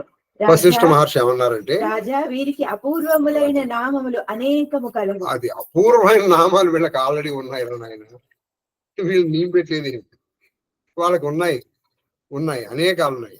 అయినను నా బుద్ధికి స్ఫురించిన వాటిని తెలిపెదను. అయితే నా బుద్ధికి స్ఫురించిన వాటికి చెప్తాను. సర్వసుఖ నిదానమైన ఈ ఆనంద సింధువు, సర్వసుఖ నిధానం అంటే అన్ని సుఖములకు కేర్ ఆఫ్ అడ్రస్ అయినటువంటి ఈ ఆనంద సింధు, ఆనందం అనేటువంటి సముద్రం. ఒక్క బిందువు తోటని ముల్లోకములు సుఖమయములగును. ఆనంద సింధు ఒక్క బిందువుతో ఏమిటయ్యా అంటే సుఖనిధి పేరు ఈ సుఖనిధి పేరు శ్రీరామ్ నామకరణం కూడా అయిపోయిందండి చక్కగా. శ్రీరామ్ ఇతని పేరు, ఆ పేరు పలకడం వల్ల అండి మనకి ఉందరా. సరే అప్పుడు చూడండి మీరు శ్రీరామ శ్రీరామ శ్రీరామ, అందుకే శ్రీరామ నీ నామం ఎంతో రుచి రాను, ఆ రుచి అని అనుభవించడం కూడా తెలియదు మనకి తెలియదు కాబట్టి మనకు అది మామూలు పేరులాగా. అది ఇతడు సర్వలోక సుఖ శాంతి ప్రదాత. ఇతడు సర్వలోకములు అన్ని లోకములకు సుఖాన్ని శాంతిని ఇచ్చేటువంటి. ఈ రెండవ వాడు జగత్తును ఏం చేస్తున్నాడు? జగత్ అంతే కదండి. ఈ భరతులని పనులు ఎన్ని భరించాడో, ఎన్ని నిందలు భరించాడో తెలుసా. అనేక విషయాలు భరించాడు కాబట్టి ఆయన భరతుడు. అయితే ఇక్కడ మీకు ఇంకొక చిన్న విషయాన్ని చెప్పాలి. మన భారతదేశానికి భరత ఖండం అనే పేరు మాత్రం ఈయన మూలంగా రాలేదు. ఈ భరతుడు దుష్యంతుడు శకుంతల కొడుకు, ఇది గుర్తుపెట్టుకోండి. అనేకమైనటువంటి నిందల్ని, అనేకమైనటువంటి అపవాదుల్ని భరించిన వాడు భరతుడు. తర్వాత మరి ఒకడు శత్రుఘ్నుడు. నామస్మరణ చేతనే శత్రువులు మృతులు. శత్రుఘ్న నామస్మరణ చేతనే శత్రువులు మృతులు పొందుతారు. మీరు బాగా అంటే ఉత్తర రామాయణం పరిశీలిస్తే, మామూలు రామాయణంలో మీకు ఏమి కనిపిస్తుంది? లవణాసురుడు అనే ఒక రాక్షసుని తప్ప శత్రుఘ్నుడు పెద్దగా చంపింది ఎవరిని లేదు. మరి ఈయన ఏమిటండి శత్రుఘ్నుడు? మీకు ఇంత క్షణం చెప్పాను, రామలక్ష్మణ భర్త. లక్ష్మణుడు రాముణ్ణి అంటే దైవాన్ని కొలుచుకున్నాడు, శత్రుఘ్నుడు భక్తుణ్ణి కొలుచుకున్నాడు. మరి భక్తుణ్ణి కొలిచినప్పుడు ఈయనది ఏం జరిగింది? ఈయనలో కామ క్రోధ లోప మద మోహ మాత్సర్యములు అనేటువంటి శత్రువుల్ని చంపించాడు. అవేమీ లేవు ఇందులో, అందుకని ఆయన శత్రువు. అవి పోతాయి ఈయన్ని చూస్తే, అవి పోవాలన్నమాట. ఆ శత్రువులు పోవాలి ఫస్ట్. ఇతని నామము వేద ప్రసిద్ధము. ఈ శత్రుఘ్నము వేద ప్రసిద్ధం. దోహ దోహ లచ్చన దామ రామ ప్రియ లత్సన దాన రామ ప్రియ లచ్చన దామ లత్సన దామ రామ రామ ప్రియ ప్రియ సకల జగత్ ఆధార సకల జగత్ ఆధార గురు వశిష్ఠ తెహిరాక గురు వశిష్ఠ తిహిరాక లక్ష్మణ నామ ఉదార లక్ష్మణ నామ ఉదార. మరియు సర్వ సులక్షణ లక్షితుడు. అది సర్వ సులక్షణ లక్షణం అంటే అన్ని మంచి లక్షణములు ఆయన దగ్గర ఉన్నాయి. శ్రీరామచంద్రునకు శ్రీరామచంద్రునికి పరమ ప్రీతి పాత్రుడు, జగదాధారుడైన జగదాధారుడైన సుమిత్రాకు వశిష్ఠ మహర్షి లక్ష్మణుడు అని అది పేరు పెట్టారు. వశిష్ఠుడు ఈయనకేం పెట్టాడు? లక్ష్మణుడు. జగదాధారుడు అన్నాడు ఈయన. ఈయన జగత్తు ఈయన మీద ఆధారపడింది అంటే ఆదిశేషుడు అన్నమాట. జగత్తు ఆయన ఆదిశేషుడు మీద ఆధారపడింది కదా. కాబట్టి ఆదా తర్వాత చెప్పమ్మా ఇంకో మరియు చెప్పకపోతే ఎట్లా? దరే నామ గురు హృదయ అమ్మ దరే నామ దరే నామ దరే నామ దరే నామ గురు హృదయ దరే విచారి నామ హృదయ విచారి విచారి వేద తత్వ రూప దేన తత్వ రూప వేద తత్వ వేద రూప తత్వ రూప తవ సుతచారి తవ సుతచారి సుతచారి మునిధన మునిధన జన సర్వస్ జన సర్వస శివ ప్రాణ శివ ప్రాణ బాలాకేలి బాలాకేలి రసతే సుకుమాన రసతి సుఖమాన పారహితే పారహితే నిజ హిత పతి జాని నిజ హిత పతి జాని లక్ష్మణ రామచరణ లక్ష్మణ రామచరణ రతిమాని రతిమాని భరత శత్రుహన భరత శత్రుహను दूनहु बाई दूनहु भाई प्रभु सेवक जैसी प्रीति बढ़ाई प्रभु सेवक जैसी प्रीति जैसे बढ़ाई प्रीति बढ़ाई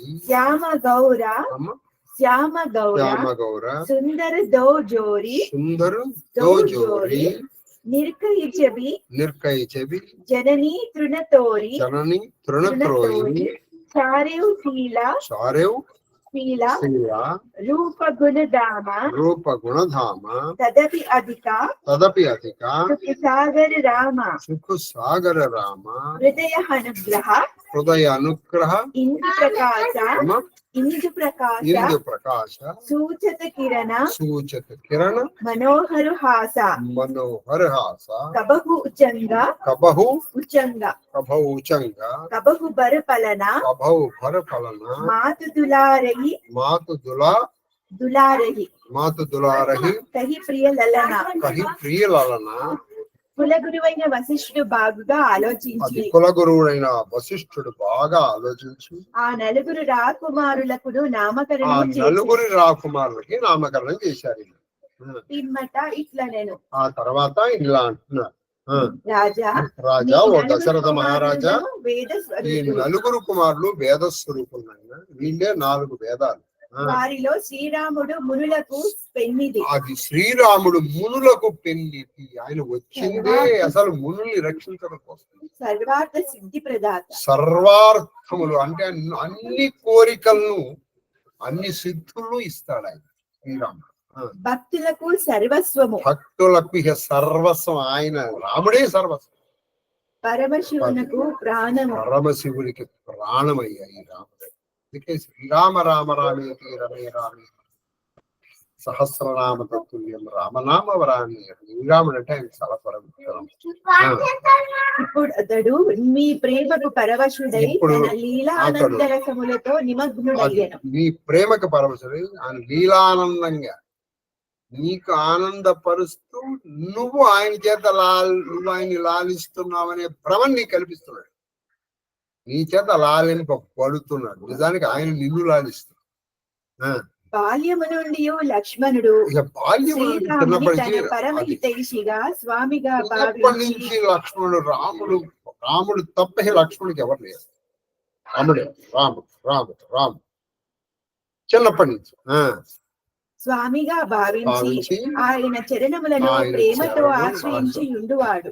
ఎప్పుడు ఆశ్రయిస్తాడు ఈ లక్ష్మణుడు. అందుకే మీరు సీత లేని రాముడిని చూడొచ్చు, కానీ లక్ష్మణుడు లేని రాముడిని మనకి ఎట్లా కనపడుతుంటాడు.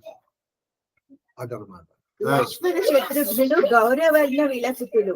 లక్ష్మణ శత్రుఘ్నులు గౌరవర్ణము. గౌరవర్ణం తెలుపు రంగు. తెలుపు కాదని దానికి ఎరుపు. సరే గౌరవం అని చెప్పుకోవచ్చు. ఈ రెండు రాముడు భరతుడు నీలం. ఈ రెండు జంటలను చూసి తల్లులు ఆనందించుచుండిరి, దిష్టి తీయుచుండిరి. దిష్టి తీస్తూ ఉండేవాళ్ళు. సోదరులు నలుగురును రూపశీల గుణ నిదానములు. రాముడు భరతుడు నీలం, లక్ష్మణుడు శత్రువుడు ఒకలాగా ఉంటారు, రాముడు భరతుడు ఒకలాగా ఉంటారు. ఈ కథ సుందరాకాండలో వాల్మీకి రామాయణంలో ఒరే చెప్పరా ఎలా ఉంటారు వాళ్ళు, రంగులు తేడా ఉందమ్మా అని చెప్పారు. చెప్పమ్మా. అయితే అందరికీ శ్రీరాముడు అత్యంత సుఖానందదాయకుడు. అయితే లక్ష్మణుడు కాని భరతుడు కాని శత్రుఘ్నుడు కాని అందరికీ సుఖమును ఆనందమును ఇచ్చేటువంటి వాడు శ్రీరాముడు. ఆయన హృదయమున ఎల్లప్పుడూ కృపారూపచంద్రుడు. ఆయన కుల్లమును ఎప్పుడు కూడా కృప అనేటువంటి రూపచంద్రుడు. కృప అనే చంద్రుడు ఎప్పుడు ప్రకాశిస్తూ ఉంటాడు. అందుకే ఆయన పేరు రామచంద్రుడు. ఆయన పేరు రామచంద్రుడు. చంద్రుడు అంటే ఏంటి? వెన్నెలు ఇచ్చాడు. రామసూర్యుడు అని అనుకోండి, నీకు సూర్యుడు జీవప్రదాతే, కానీ సూర్యకిరణాల్లో నువ్వు ఎక్కువసేపు ఉండలేవు, శీతాకాలమైనా సరే. ఆయన చిరునవ్వు వెన్నెల ద్వారా ఆ కృప సర్వదా. మీకు ఒక విషయం చెప్తాను.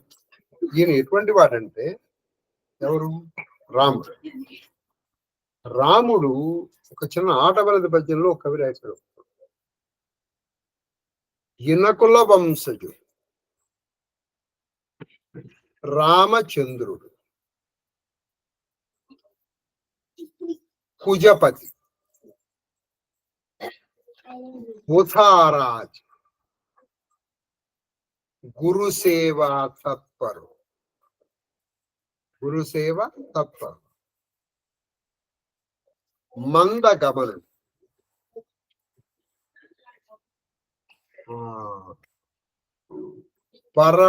పరమ శుక్రవుడు, పరమ శుక్రుడు,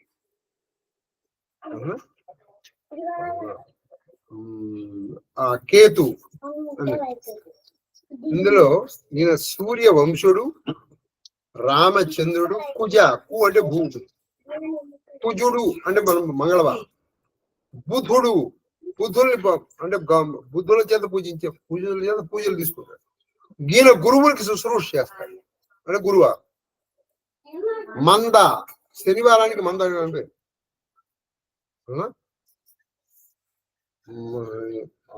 ఇంకోటి. తర్వాత రాహు, అటువంటి భద్రగిరి నివాసు భక్తి కొలతు అని ఒక వచనం. అంటే మొత్తం నవగ్రహాలన్నీ వచ్చాయి. చెప్పమ్మా. అయితే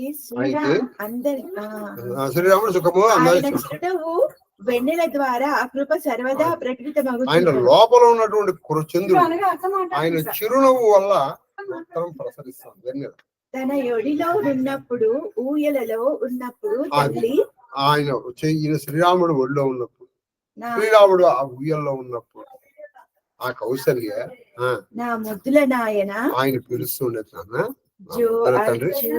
ఆయన పెడతాడు జో అచ్యుతానంద జో జో లాలి పరమానంద రామ గోవింద.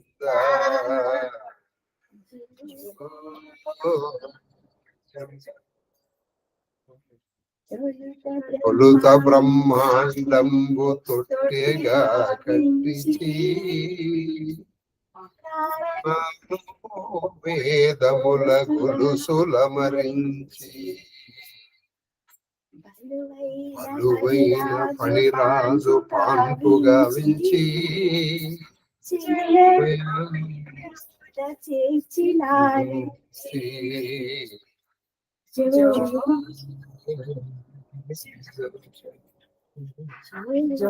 అచ్యుతానంద జో జో పరమానంద రామ గోవింద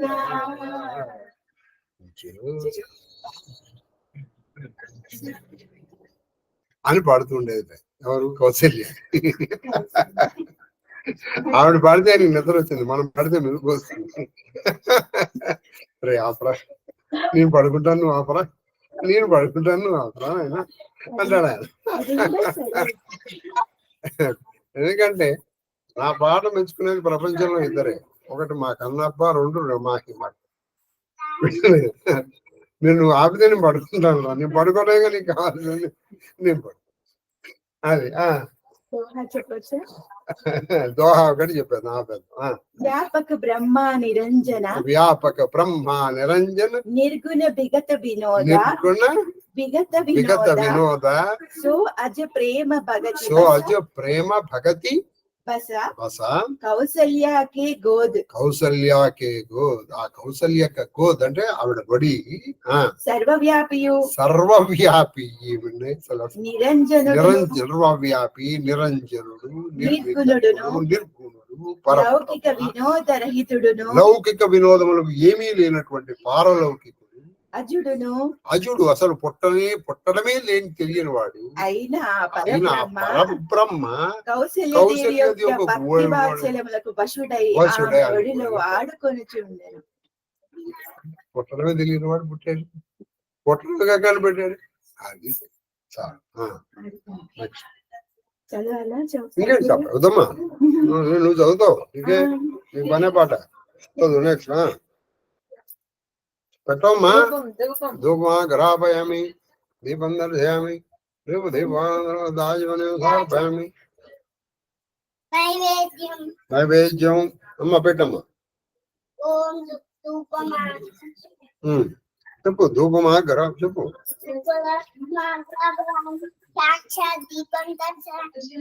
దీపానంతరం శుద్ధాత్మనీయం సమర్పయామి. ఓం భూర్భువః సర్వచైతన్య రూపాంత మాధ్యం విద్యాం ధీమహి బుద్ధిం జ్ఞానం ప్రచోదయాత్. ప్రోక్షాత్ పరిశించ అతంతువా పరిశించామి. షోడశ భార్య సమేత అష్టపద పుత్ర పౌత్ర పద్మస్థిత శ్రీకృష్ణ పరమాత్మనే నమో నమః. కాశ్మీర పరం నివేదయామి. ఓం ప్రాణాయ స్వాహ, ఓం అపానాయ స్వాహ, ఓం జ్ఞానాయ స్వాహ, ఓం ఉదానాయ స్వాహ, ఓం సమానాయ స్వాహ, ఓం బ్రహ్మణే స్వాహ. మధ్య మధ్య పానం సమర్పయామి. హస్తో ప్రక్షామి, పాదో ప్రక్షామి, అంగ ప్రక్షామి సమర్పయామి. తాంబూల చర్వనానంతర ప్రార్థనీయం సమర్పయామి.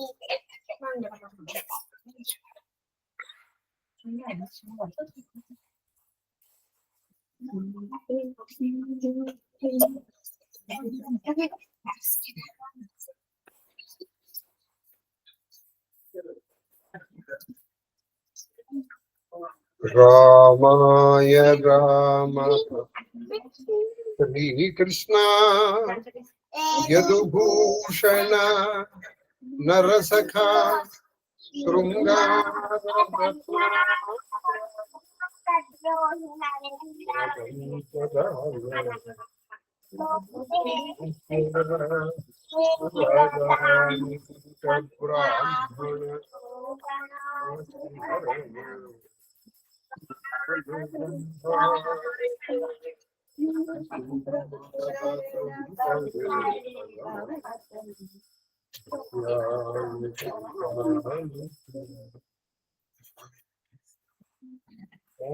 మంగళకర్పూరాజన దీపం దర్శయామి. రాజనానంతరం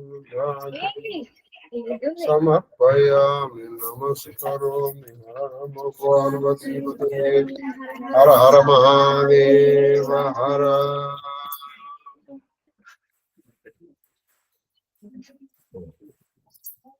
కళా అది పెట్టమ్మా. రామాయ రామభద్రాయ రామచంద్రాయ వేదసే రఘునాథాయ నాథాయ సీతాయ పతయే నమః.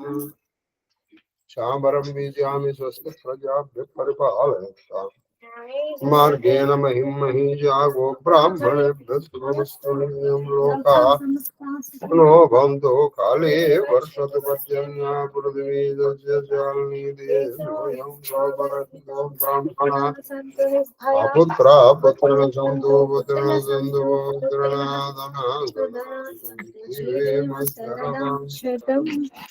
మాం సకుటుంబం దుఃఖపరవారం రక్షन्तు సర్వే జనాం రక్షन्तు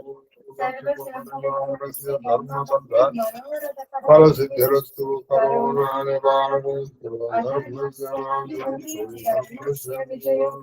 సర్వం శ్రీకృష్ణ చరణారవిందార్పణమస్తు గురవే కుసుమాంజలి మహాదేవ మహాదేవ మహాదేవ్ మాస్టర్ ఒక 2 నిమిషాలు మాట్లాడటానికి అనుమతి కోరుతున్నాను సార్. Bluetooth mode.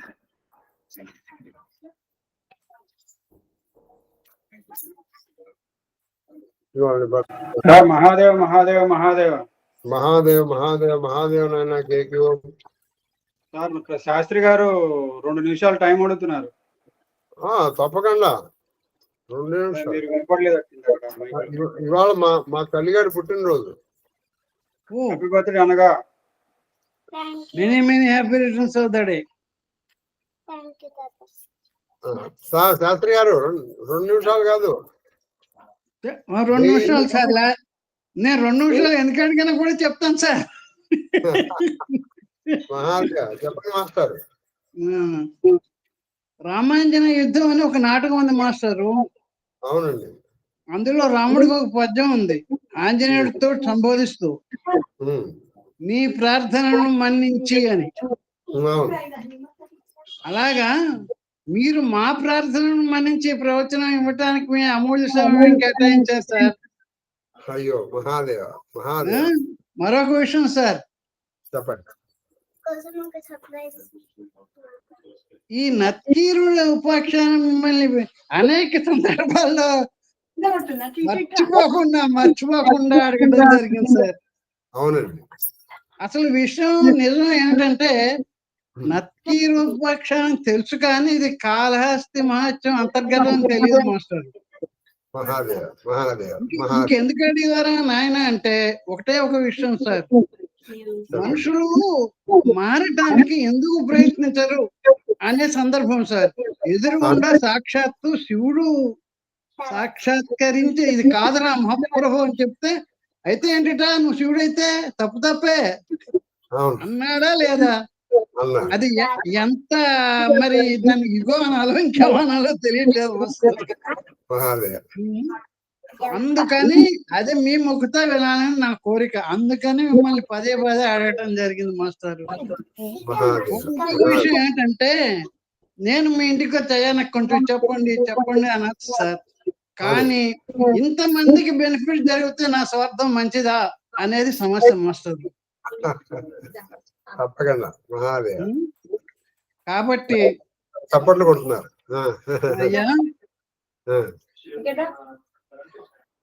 ఈ కొన్ని లిమిటేషన్స్ ఉన్నాయి మాస్టర్. ఇప్పుడు ఈ ప్రసంగానికి ఇదివరకు ప్రసంగానికి ఈ ప్రసంగానికి చాలా తేడా ఉంది. ఆ ఒక్క తేడా నేను చెప్తాను.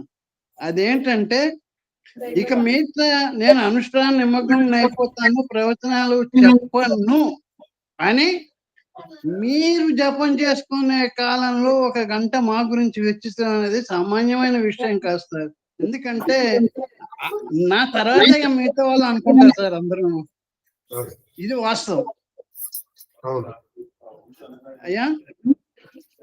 ఇంకొకటి ఏంటంటే, మీ రామాయణం భాగవతాలు విన్నాను, భారతం విన్నాను మాస్టరు.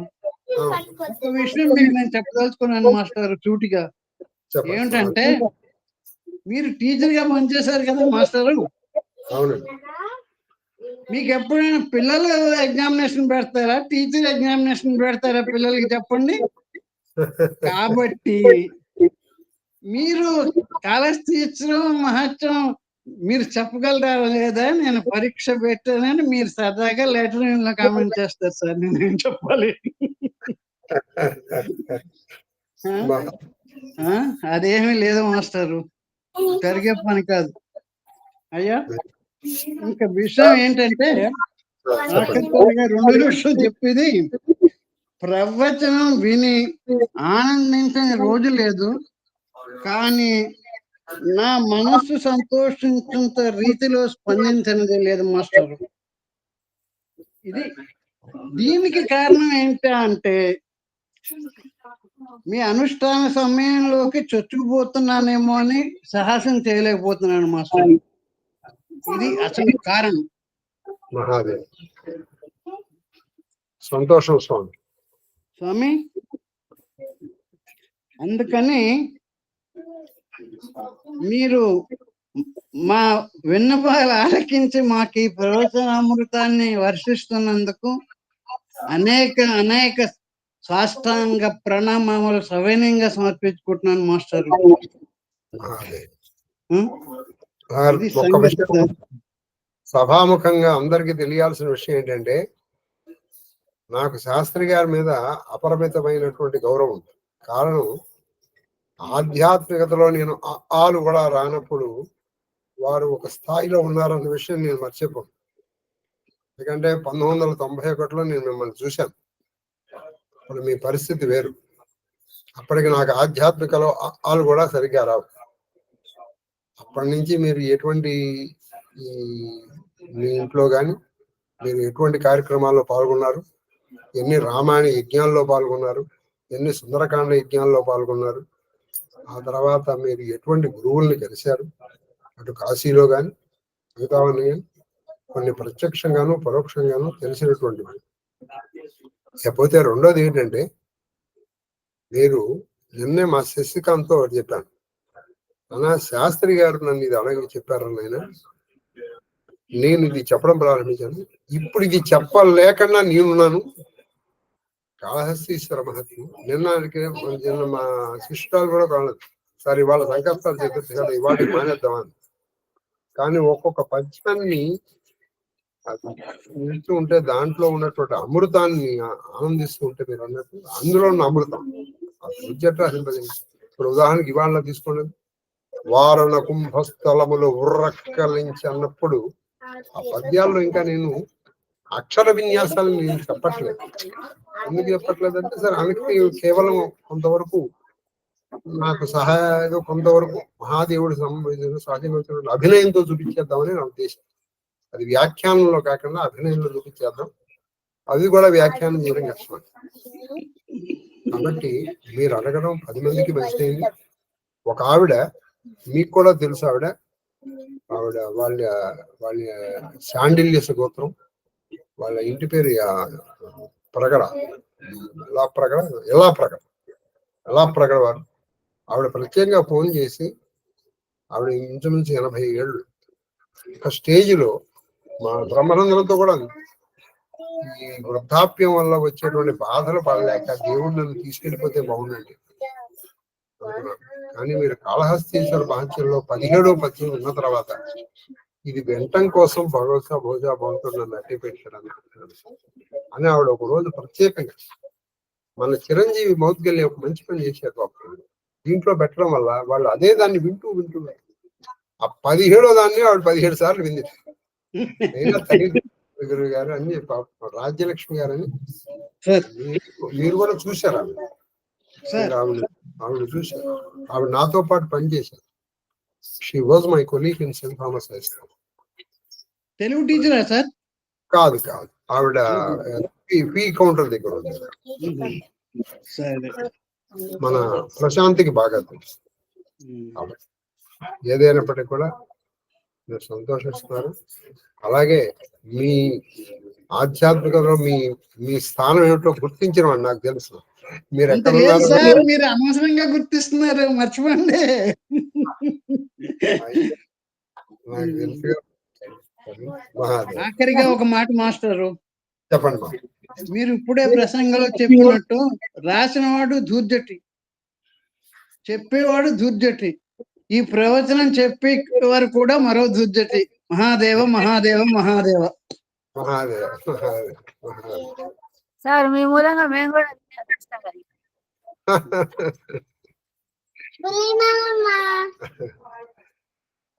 మహాదేవ్ మహాదేవ్ మహాదేవ్ గారు.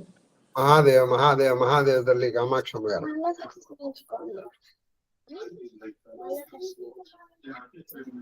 మహాదేవ మహాదేవ మహాదేవ గురుగారు. మహాదేవ మహాదేవ మహాదేవ అమ్మ నాగమాత గారు. నేను మిస్ అయ్యానండి. ఎన్ని మధురం, ఎన్ని మంచి విషయాలు మిస్ అయిపోయాను అనిపిస్తుంది. మహాదేవ తల్లి. నేను యూట్యూబ్ లో ఉంటాయి కదండి ఇవి. ఉంటాయి. అక్కడ మా చిరంజీవి మా మౌద్గల్యుడు పెడుతున్నాడు. ఓకే, కృతజ్ఞతలండి. మహాదేవ్ మహాదేవ్ మహాదేవ్. మహాదేవ గురుగారు, మీ పాద పద్మములకు నా శిరస్సు వంచి శతకోటి నమస్కారాలు. అమ్మగారి పాద పద్మములకు నా శిరస్సు వంచి శతకోటి నమస్కారాలు. మహాదేవ మహాదేవ మహాదేవ మహాదేవ మహాదేవ మహాదేవ కన్నప్ప. మహాదేవ గురుగారు అనగా పుట్టినరోజు జేజేలు చిట్టి పాపాయికి నా ముద్దులు అనగా కన్నప్ప. Thank you Kannappa. మహాదేవ మహాదేవ చిట్టి పాప. అమ్మ అగో ప్రశాంతి శాస్త్రదాత చెప్తున్నారు. హలో హలో హలో, ఎక్కడున్నారా నాన్న? తాతయ్య దగ్గర. మహాదేవ మహాదేవ మహాదేవ మహాదేవ మహాదేవనైనా చిరంజీవి మౌద్గల్య. అనగ తల్లి పుట్టినరోజు శుభాకాంక్షలు. Thank you. Very good. గురువు గారు, అది భగవద్గీత గురించి అడిగారు. శ్రీకృష్ణుడు 2 సార్లు భగవద్గీతని. Very good, correct. భగవద్గీత శ్రీకృష్ణుడు 2 సార్లు చెప్పాడు. మహాదేవ్ దీర్ఘాయుష్మాన్ బాబు. ఎప్పుడు చెప్పాడు? ఒకసారి కురుక్షేత్ర సంగ్రామంలో. Very good. రెండవసారి మొత్తం అయిపోయి ఇంకా శ్రీకృష్ణుడు బయలుదేరుతున్నప్పుడు అర్జునుడు అడగడం జరిగింది. అదే ఆఖరు కృష్ణార్జునులు కలవడం. మహాదేవ్ సజీవంగా వాళ్ళిద్దరు కలవడం ఆఖరు. అంతే, ఈ తర్వాత మళ్ళీ కలవాలి వాళ్ళు.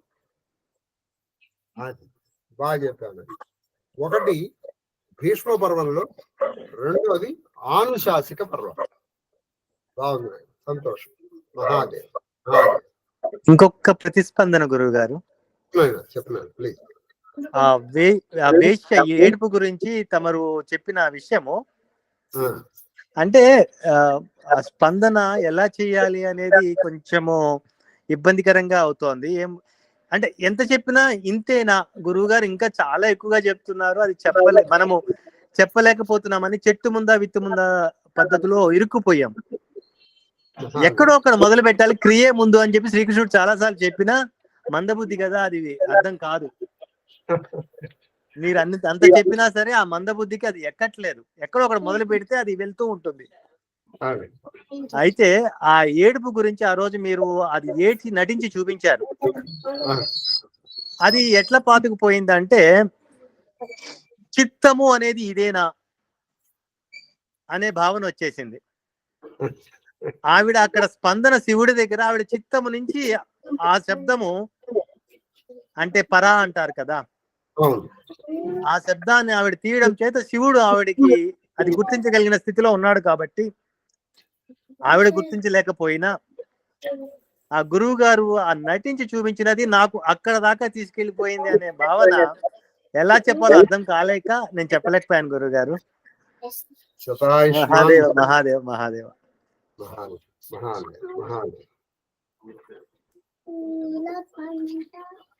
ఆఫ్ చేస్తాను.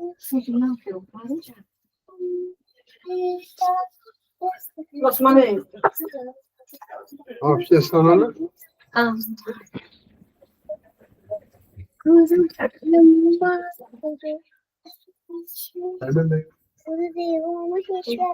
8:34 బర్త్డే.